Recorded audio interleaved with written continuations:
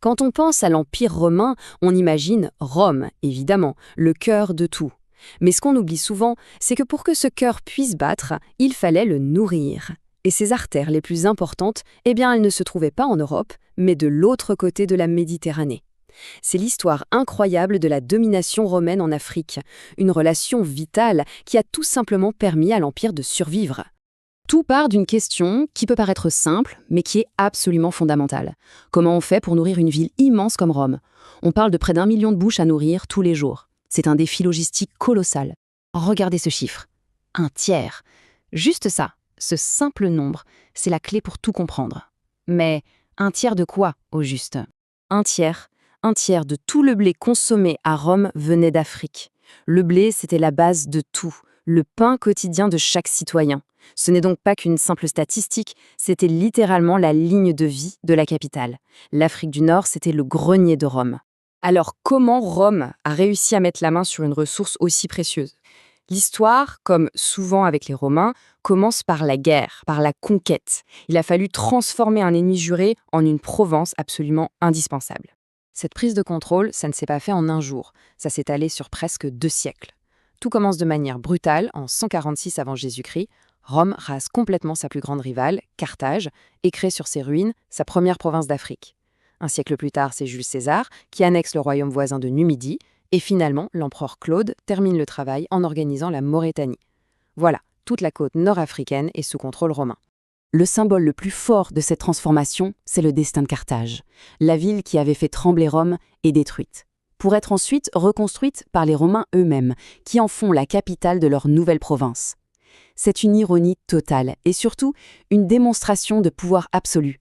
Mais bon, conquérir un territoire, c'est une chose. Le tenir, c'en est une autre. Pour que le blé puisse pousser tranquillement et être acheminé sans problème, il fallait sécuriser cette immense région, souvent hostile. La vraie bataille ne faisait en fait que commencer. Pour ça, Rome a utilisé une double stratégie, la force et le génie civil. D'un côté, il y avait la fameuse Legio III Augusta, une légion chargée de mater les tribus rebelles, comme lors de la grande révolte de Tacfarinas. Et de l'autre, ces mêmes soldats passaient leur temps à construire des routes, des forts, bref, à quadriller tout le paysage pour projeter la puissance de Rome jusqu'aux portes du désert. Et il faut le dire, cette stratégie a marché. Une fois la paix romaine imposée, la région a explosé économiquement. C'est le début d'un véritable âge d'or qui va faire de l'Afrique du Nord bien plus qu'un champ de bataille, un moteur pour tout l'Empire. Bien sûr, le blé était le produit phare, mais la richesse de la région ne s'arrêtait pas là, loin de là. L'huile d'olive, qui était essentielle à l'époque pour la cuisine, l'éclairage et même les soins du corps, coulait littéralement à flot vers Rome. Il y avait aussi le vin, les fruits. L'Afrique du Nord était devenue une vraie corne d'abondance.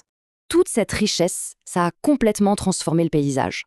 Des villes magnifiques, comme Leptis Magna ou Timgad, sont sorties de terre en plein désert. De véritables petites Roms, avec leurs théâtres, leurs thermes, leurs aqueducs ultra perfectionnés, et bien sûr, les immenses villas des riches propriétaires terriens.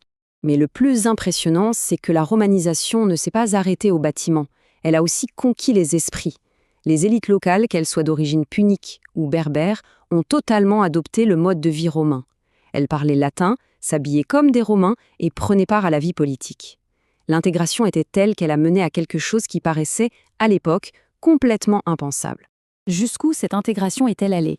Eh bien, imaginez, au point que l'idée la plus folle, celle d'un Africain qui dirigerait l'Empire depuis Rome, est devenue réalité. Cet homme, c'est Septime Sévère. Il a été empereur de Rome de 193 à 211. Et il est né où? À Leptis Magna, dans l'actuelle Libye. C'est la preuve ultime du succès et de l'importance de l'Afrique romaine. Ce n'était pas juste une colonie, c'était une partie intégrante de l'Empire, capable de donner un empereur à Rome. Mais voilà, les âges d'or ne sont jamais éternels. Cette incroyable stabilité a fini par se fissurer. C'est le début du déclin, des invasions et à la fin, de la perte de ce grenier si essentiel à la survie de Rome.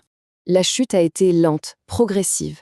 Ça commence avec la grande crise du IIIe siècle qui affaiblit tout l'Empire et rend les frontières africaines plus vulnérables. Il y a bien eu quelques réformes qui ont donné un peu d'air, mais le coup de grâce est venu de la mer. En 429, un peuple germanique, les Vandales, traverse le détroit de Gibraltar et débarque en Afrique. Cette date, il faut la retenir, 439. C'est un point de bascule. 10 ans seulement après leur arrivée, les Vandales atteignent leur objectif principal, le cœur de l'Afrique romaine.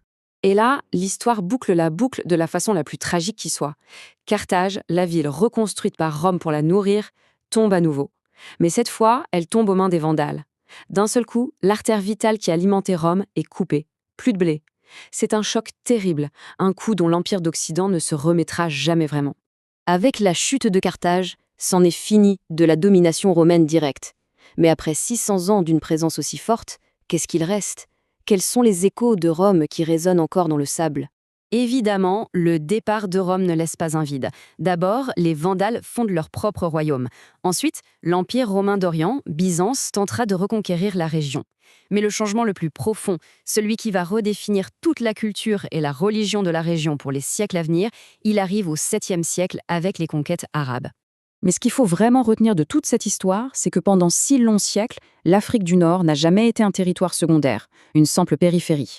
C'était une pierre angulaire de l'Empire, un pilier économique et culturel sans lequel l'histoire de Rome aurait été complètement différente. Et ça nous amène à une dernière question. Les empires naissent, vivent et meurent, c'est vrai, les frontières changent. Mais est-ce qu'un héritage aussi profond, dans la langue, dans l'architecture et même dans les champs cultivés, peut vraiment disparaître complètement ? Au fond, quand un empire s'effondre, qu'est-ce qu'il en reste, vraiment ?